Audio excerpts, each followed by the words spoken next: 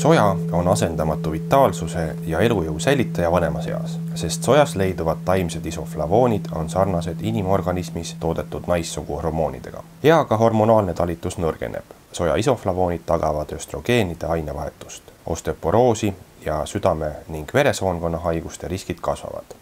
Epidemioloogilistes uuringutes on näidatud soja isoflavoonide positiivne mõju luustikule ja südamele. Soja tarbimine vanemas eas on eriti oluline, kuna soja kergendab probleeme mitme haiguse puhul, sealhulgas luude hõrenemine, südame-veresoonkonna, vähi ja seedehaigused. Soja kaitseb luude hõrenemise eest, temas on ühendeid, isoflavoonid ja sink, mis kindlustavad kaltsiumi salvestumise luukoes. Sojas leiduvad isoflavoonid mitte ainult ei pidurda luutiheduse kadu, vaid aitavad seda ka natuke kasvatada. Soja vähendab hormonaalasendusravi vajadust. Järjepidevalt soja tarbimisel võib üleminekuaastail saada läbi hormoonpreparaate appi võtmatagi. Et saada piisavalt taimseid östrogeene ja vältida hormoonpreparaatide tarvitamist üleminekuaastail, peaks tarbima umbes 50–90 mg isoflavoone päevas. Sellises koguses isoflavoone leidub 100 grammis sojaoas. Sojajogurtis võib leiduda kuni 20 mg isoflavoone. Soja mõjub positiivselt südamele ja veresoontele.